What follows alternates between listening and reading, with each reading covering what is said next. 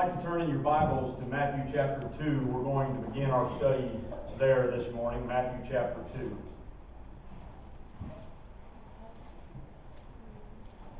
I've always thought it was very interesting how people use different analogies and metaphors to convey a thought. There have been a lot of very intelligent, very well-educated people who have put actually a lot of research into Western and Eastern thinking and how it is different based on our backgrounds, based on our worldview. And one of the things that is interesting about the Eastern way of learning and of conveying truth is that it is very often filled with images and figures, types, antitypes, and metaphors, more so than Western thinking. Generally in the West, we try to follow a line of logic connecting, 1 plus 1 plus 1 equals 3. Almost messed that up, that's how bad at math I am. And so they would say it is true because, and they would have an analogy present, and we see that throughout all of the Bible. And today we're going to look at different images of the Messiah, just a few, certainly not all of them. You would exhaust a lot of hours if you were looking at all of the images that the Bible uses to describe the Messiah, but we are going to look at a few. And in doing that, we're going to begin in Matthew chapter 2, in his hometown. There are little things that when we begin to research and dig deeper into the Word of God, we can glean things about the background of Jesus and about, again, some of these figures and types and antitypes and images that were very clear to those individuals of that first century period, because either they spoke the language, obviously, they spoke the language, or they had a very familiar understanding of the history of that region and so on. And so they were connected to that and get points that we might miss.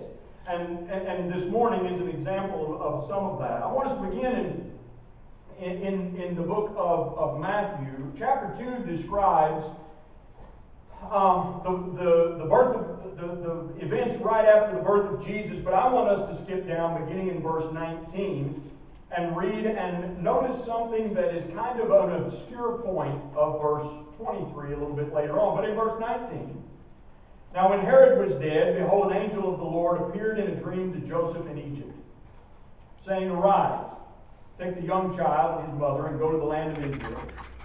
For those who sought the young child's life are dead. Then he arose, took the young child and his mother, and came into the land of Israel. But when he heard about Archelaus was reigning over Judea instead of his father Herod, he was afraid to go there. And being warned, he turned aside into the region of Galilee, and he came to and dwelt in a city called Nazareth, that it might be fulfilled, which was spoken by the prophets, he shall be called a Nazarene. Now, I've done some research into that phrase that the prophet might be fulfilled, that he was a Nazarene. And if you do a little bit of research, what I found was I couldn't find what they were talking about initially. And so I went back and I looked in the prophets, and being of my generation that started using the computer a little bit, I brought up my Bible program, my concordance, and I typed in the word Nazarene. And it's not used in the Old Testament. Nazarite is used in regard to the tradition of the Nazarite vow. So I began doing a little research, and it came down to, I believe, what they're making a reference to is what this word means, what Nazareth means.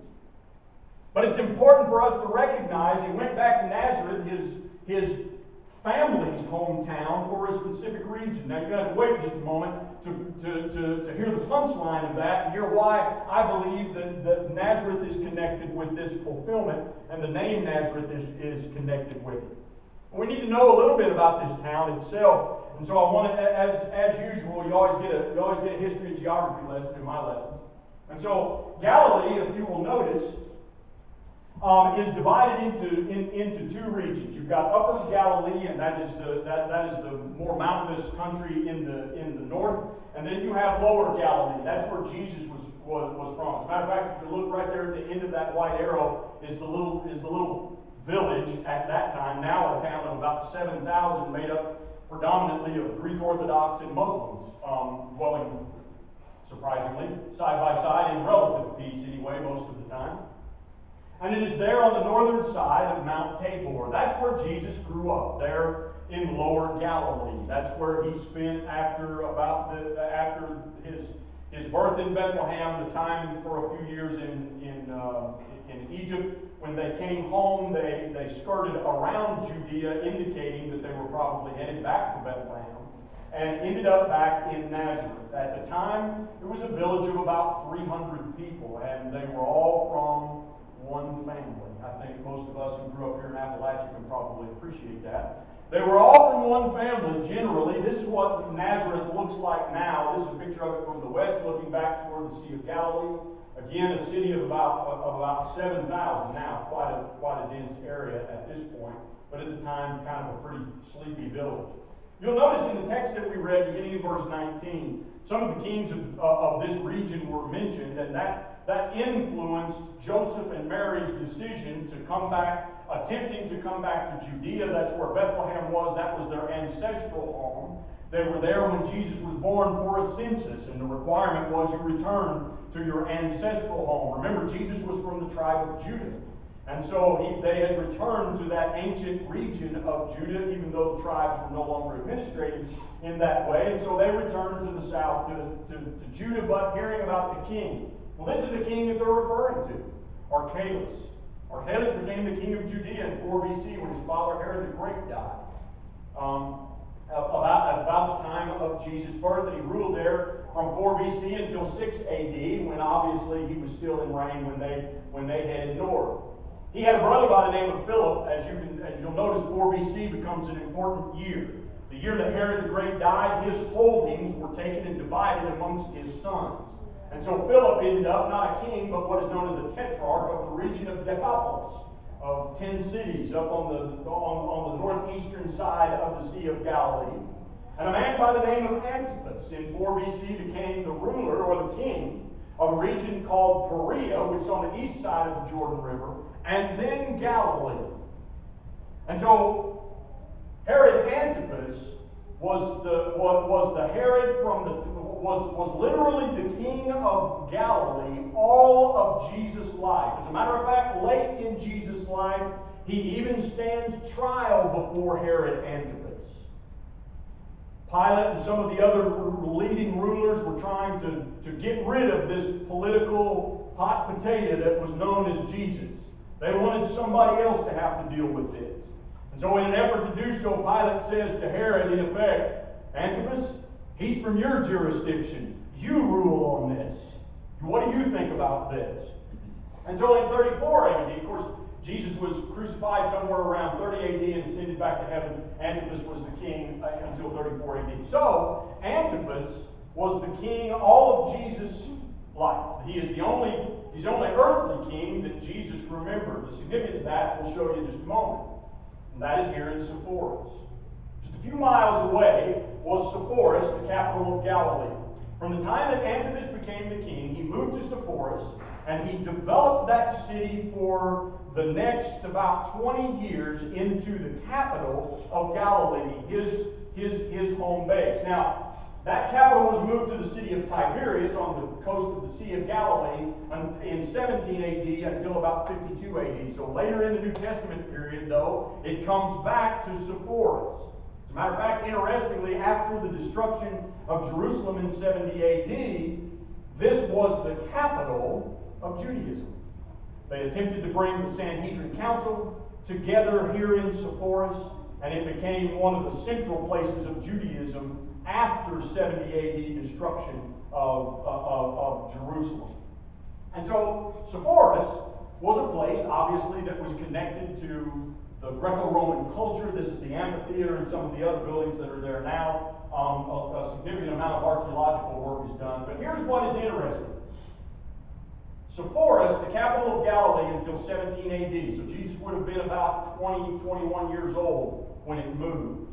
It's only 4 miles from Nazareth. You're seeing this photograph standing at the archaeological ruins of the capital of Sepphoris, looking across to Mount Tabor south of there, and the city now that exists of Nazareth, 4 miles. As a matter of fact, because of all of the urban development that was going on in Sepphoris at the time, it is most likely that this is where Jesus, a carpenter's son, and his father, a carpenter, applied their trade all of Jesus' young life.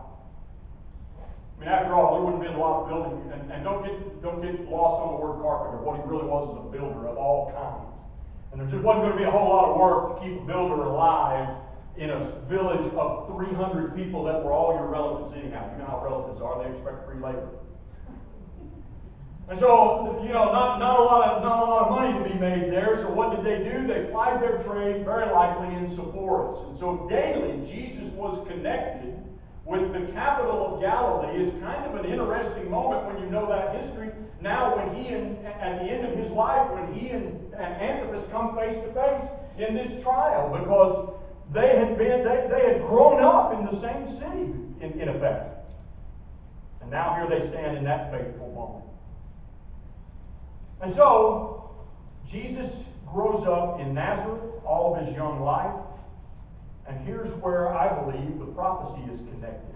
If you'll notice the language of Isaiah chapter 11. In Isaiah chapter 11, Isaiah, a 7th century BC prophet to Israel, makes this point in chapter 11, verse 1, and then later in verse 10. So notice what he says. There shall come forth a rod from the stem of Jesse, and a branch shall grow out of his roots. In verse 10 he says, and in that day there shall be a root of Jesse, who shall stand as a banner to the people, for the Gentiles shall seek him, and his resting place shall be glorious. Now the Jews of that generation probably didn't, obviously, they didn't see the fulfillment of that prophecy, but they may well not have completely understood it. But the Jews of the first century did. When he begins to talk about this idea of a root or a stem or a branch of Jesse that will come out of the roots, the idea is throwing back to the kingdom of David, because a man by the name of Jesse was David's father. The Messiah would come from the lineage of that family, of the tribe of Judah, specifically through Jesse and ultimately through David. The Apostle Paul goes back to this saying in Romans chapter 15 and verse 2, where he quotes Isaiah. He uses Isaiah. And so what Paul is telling us, an inspired writer is closing the prophetic loop for us. He's not leaving the door open. He is saying Isaiah was talking about Jesus. Isaiah was, there's no reason to wait on another Messiah. There's no reason to wait on another root of Jesse.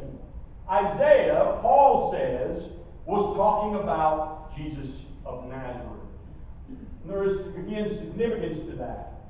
Back to Matthew chapter 2. And he came and dwelt in a city called Nazareth, that it might be fulfilled, which was spoken by the prophets, he shall be called a Nazarene. Now here's what I believe is the answer of that question. I believe that what he's making a reference to is back to the prophet Isaiah, chapter 11 and verse 1, because the word Nazareth is from the root word Natsar in Hebrew, which means a root, a branch, or a stem.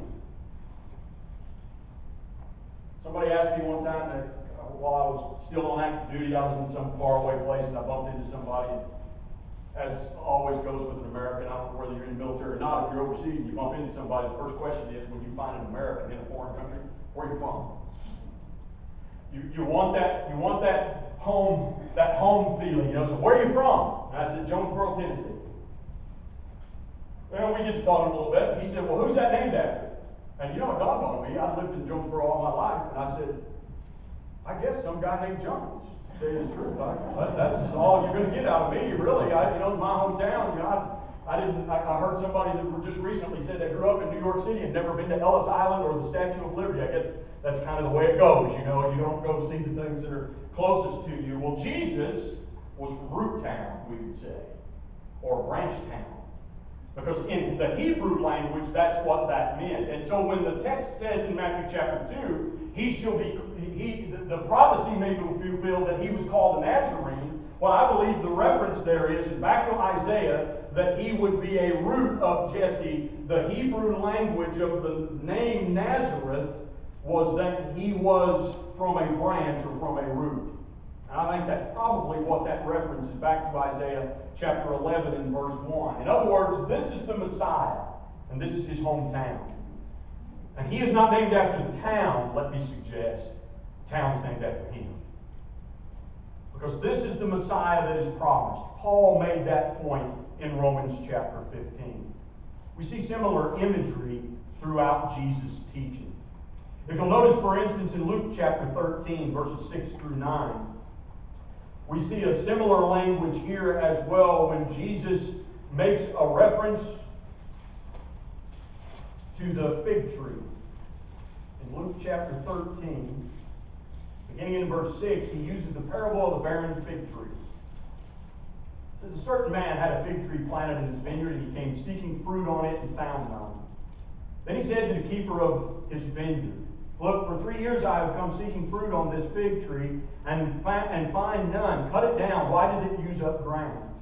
But he answered and said to him, Sir, let it alone this year also until I dig around it and fertilize it, and if it bears fruit, well, but if not, after that, you can cut it down. Now, a lot of scholars have gone back and forth. Well, what was the reference specifically there in what was Jesus really talking to? Well, I will tell you this much. I think it's interesting that he uses the phrase that for 3 years. And I think that may well coincide with the time of the ministry of Jesus. In other words, the time is not yet fulfilled. The root has not taken off. It is not branched. It has not brought forth fruit. Why? Because the time is not yet fulfilled. But that imagery of the branch or the stem or the root is still there, is still present, and still with us. The same is true of Paul's language in Romans chapter 11. If you'll turn to Romans chapter 11, beginning in verse 13, we see a very familiar language from this type of imagery that is used of Jesus. Romans chapter 11, beginning in verse 13.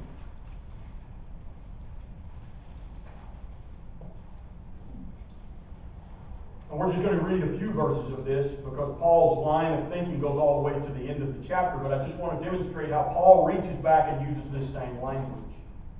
For I speak to you Gentiles, inasmuch as I am an apostle to the Gentiles, I magnify my ministry.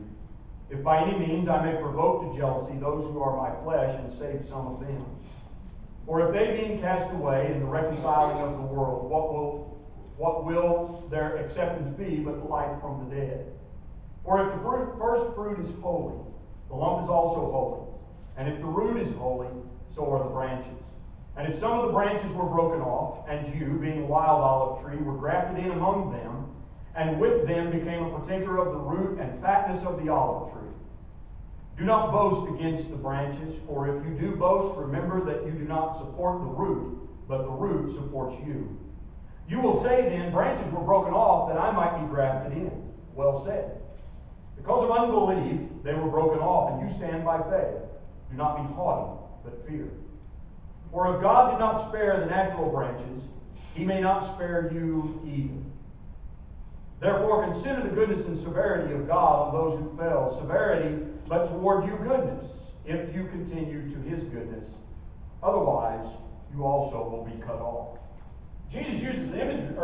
Paul uses imagery there about Jesus as this root, as this stem, something that will support then branches.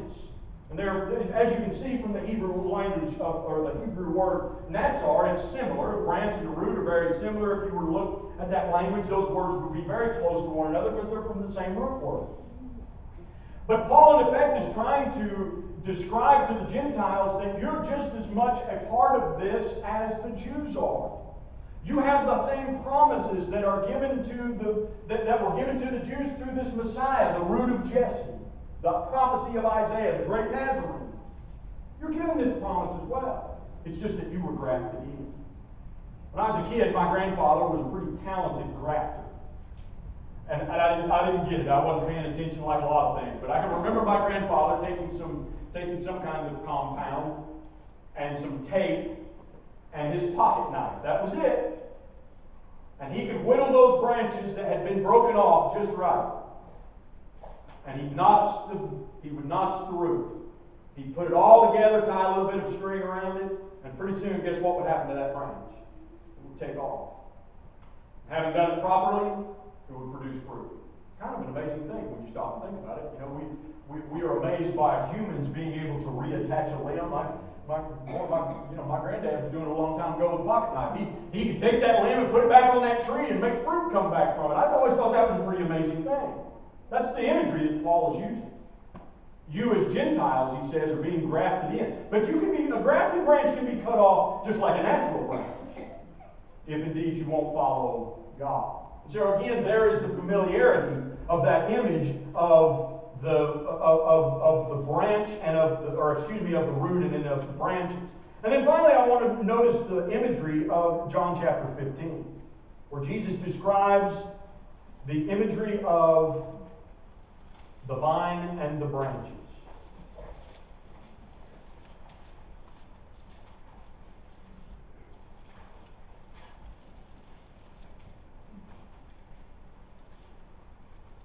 In John chapter 15, beginning in verse 1, it says, I am the true vine, and my Father is the vine dresser. Every branch in me that does not bear fruit, he takes away. And every branch that bears fruit, he prunes, that it may bear more fruit. You are already clean because of the word which I have spoken to you. Abide in me, and I in you, as the branch cannot bear fruit of itself, unless it abides in the vine. Neither can you unless you abide in me. I am the vine, you are the branches. He who abides in me, and I in him, bears much fruit, for without me you can do nothing. If anyone does not abide in me, he is cast out as a branch and is withered, and they gather them and throw them into the fire, and they are burned. If you abide in me and my words abide in you, you will ask what you desire, and it shall be done for you. For my Father is by this my Father is glorified, that you bear much fruit, so you will be my disciples. Jesus uses the analogy again. Here he uses the imagery of the idea of a vine and its branches. There's a lot of left Jesus makes in 8 verses. Jesus provides about, I would argue, about 24 lessons from this, because he looks at it from so many different angles. In verse 2, he says, every branch in me that does not bear fruit, he takes away, talking about the Father. In other words, the imagery is, because if Jesus says, I am the vine, you, my disciples, are the branches, the answer is, if you're not bearing fruit, guess who gets cut off? Well, I do. God expects me to bear fruit. He goes on and talks a little bit about the concept of spiritual growth. He says, because his Father will prune you so that you will bring forth more. I'm no good at this, but Sharon is an expert at it, knowing which things to clip off of a plant.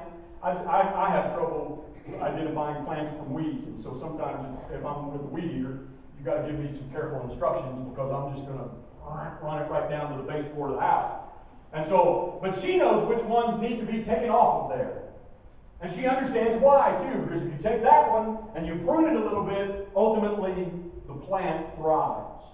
And Jesus uses that imagery, something to this agrarian culture that they would have clearly understood.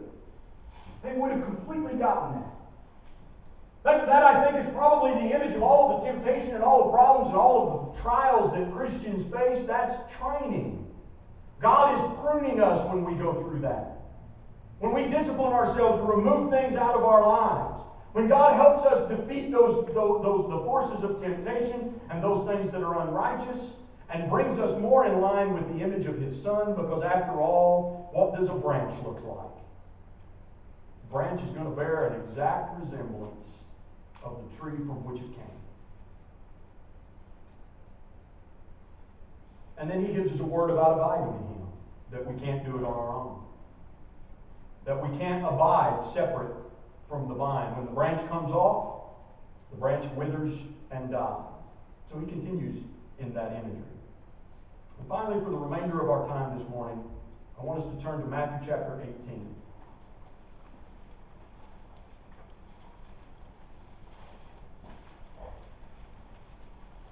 I want to take you to another city and give you a little bit of background. In Matthew chapter 17 and verse 24, we find that toward the end of Jesus' ministry, he is back in a city named Capernaum. Now this is important just for a moment. The tree that you see there on that sign, that picture is taken just outside of Capernaum in an olive grove. This is the kind of garden, if you want to imagine the Garden of Gethsemane, it's not an English garden, contrary to popular movie imagery. This is what the Garden of Eden, or Garden of Gethsemane would have looked like. It was an olive grove. Olive trees were the agricultural staple of Israel, of the ancient world. It was used medicinally. It was used at every single meal. Olives to the ancient Israelites is what corn is if you live in Iowa. It was the staple of life. It was the central agricultural thing. And so it is used all throughout their daily life. Olive oil and olive products were important. And so that's the imagery that Jesus uses, that idea. And if you will notice, that stump, and that would be an old olive tree. And olive trees are good for one thing, by the way. If you're a woodworker, you can look at that stump, and that is not the piece of wood you want to make a cabinet out of, is it? Olive wood's good for two things: growing olives and firewood. That's it. It's good for that. It is literally one of those things. It's not a multi-tool of wood. It's designed to do one thing: produce olives. And so that was that staple of that ancient world, and we're going to think about that in light of now what occurs in Capernaum in chapter 18. This is a picture of the coastal city of Capernaum, and what I draw your attention to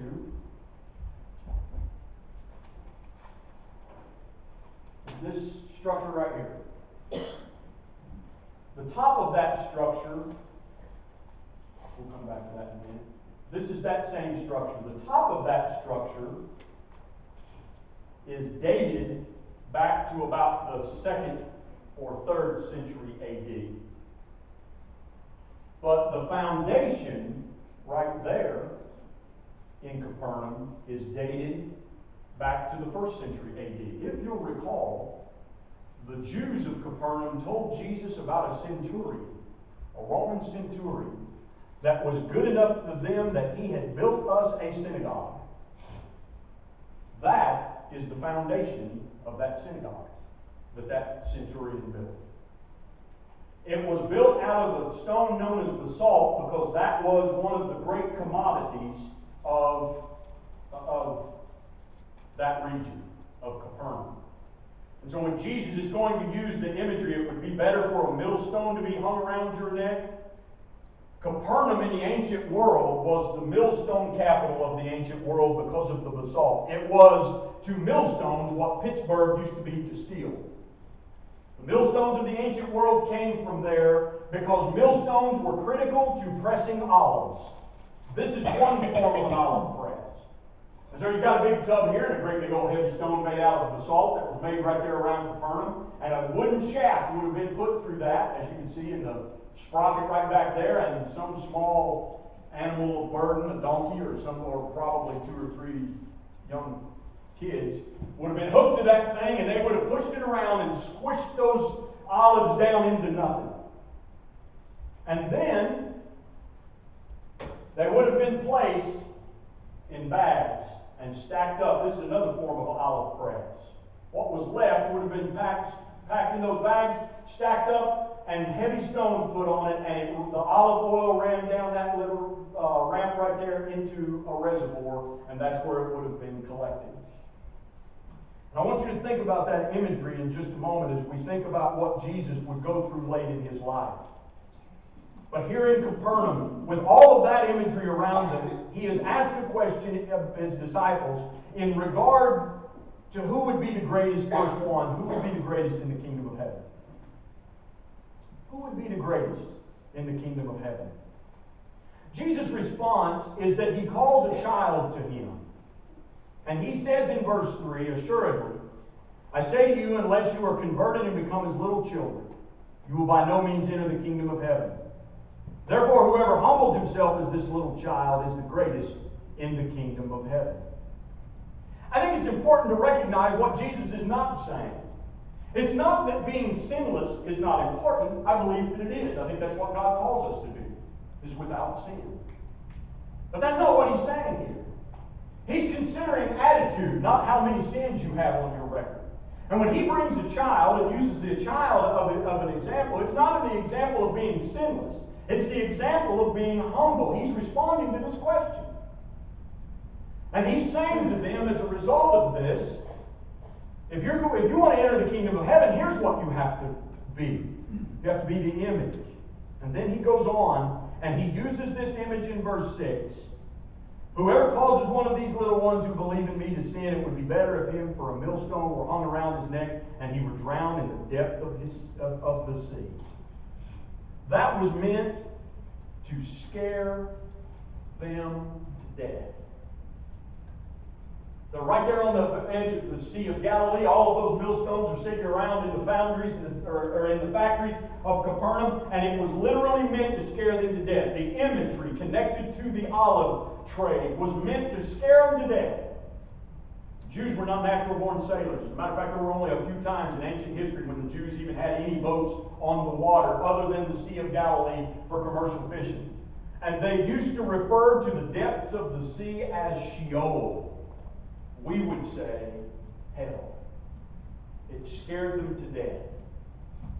I share that fear. I don't do the ocean. It makes me nervous. So I kind of understand.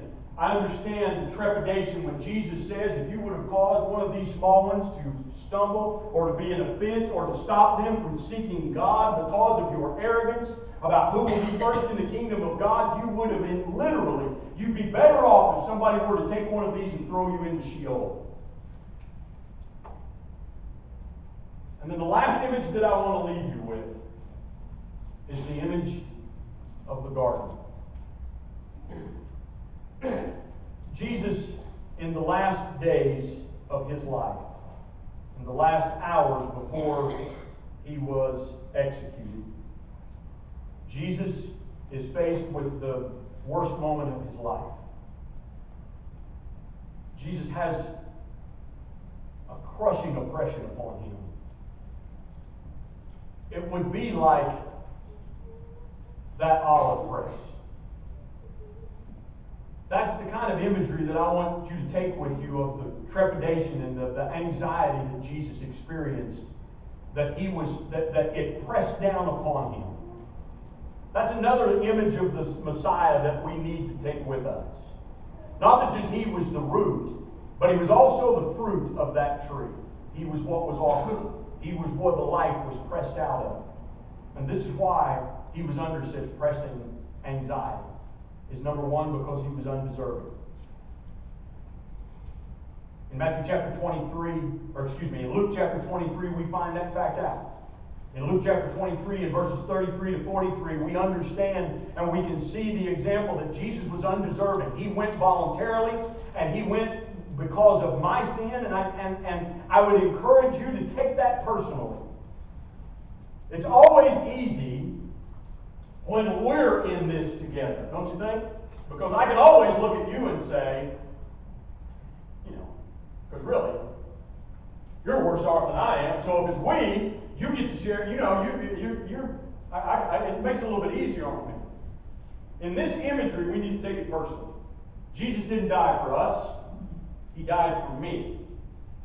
It was my sin that put him there. It was ultimately my rebellion against God's plan and God's will that put Jesus on that cross. You get away from that imagery of the we.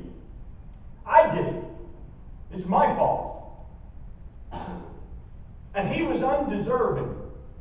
One of the things that just gets our ire up more than almost anything is when we are accused and sometimes maybe even punished for something that we didn't deserve. How many of you parents have ever heard it from a child? Well, that's not fair. I didn't deserve that, Dad. Of course, all of us dads go through the speech about life not being fair. Sometimes that's not good enough. They want justice. Jesus was undeserving. He didn't deserve that. I did. But he didn't. And it oppressed him. Another reason that we would consider the olive press as that image in the garden is that he was forsaken. One of his last words were, "Father, why have you forsaken me?" I will admit to you a great fear that I had all of my life, particularly as a young soldier. As I got older, this became less likely to happen because I was a lot farther from the action. But when I was a young soldier, my greatest fear was being captured. I didn't worry much about dying. I kind of reconciled all that. It kind of sounds odd, doesn't it? It's a little, people need to be, they need to study people like me. But anyway, I didn't worry about dying. That's not what worried me. Being captured scared me to death. Because you feel forsaken. You feel like you've been left behind. And it's a horrible feeling. You know, to see that? Your buddies and your friends leaving you behind. Well, Jesus felt that level of being forsaken. And it pressed upon him. And then finally in his prayers to ask his Father, let this cup pass. The press of death, but more importantly, what that death represented. And that's where I want to leave this lesson. Is what that death represented. I would ask you for just a moment to consider something. There is a point in the garden where Jesus, in prayer to God, says, let this cup pass. If it's within your will, let this cup pass, but Father, not my will, but thy will be done. That has often been interpreted and understood by many Bible students as Jesus looked forward to the crucifixion and its horror, its torture, and lamenting that, said, Father, let that pass because this is going to be torturous. Now, have no doubt it was. There's probably not many good ways to go, but crucifixion is not very high on the list at all. Jesus understood this. There is an event outside of Bible history that road that I showed you a moment ago on the 4 miles between Sepphoris and Jesus' hometown of Nazareth, that at one time some Jewish insurrectionists, some insurgents, tried to overthrow portions of the Roman government. They were caught, several hundred of them. They were crucified, and their bodies were hung on crosses on both sides of that road to die. Jesus would have witnessed that. He would have seen that every day. He knew what crucifixion was all about. But I would submit to you, that's really not what Jesus had on his mind. And he said, Father, if it's within the bounds of your will, let this cup pass. What pressed Jesus most at that moment in the garden, what really pushed the life out of him, what really gave him anxiety, is that for this time period, being undeserving, he was going to be forsaken, and he was going to have to carry the sins of the world on his back. And because of that, he couldn't be in the presence of his Father. And it caused anxiety to him to the level that we know from the text that he was under such stress emotionally that he sweat as blood. Now I want you to think about something for just a moment before we ultimately offer the invitation of Christ. If Jesus was brought to that great a level of psychological and physiological stress over being separated from God for 3 days, how should we be frightened of the potential of being separated from God for an eternity? And yet, that great act of sacrifice, the image of the Son of Nazareth, the root of Jesse, the fulfillment of his life, is that we don't have to have that trepidation.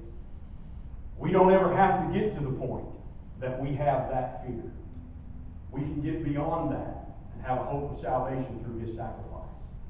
If this morning you're subject to that invitation, we'd ask that you not prolong your time in spiritual peril, but that you answer the invitation of Christ this morning. If you're willing, come while we stand together, while we sing.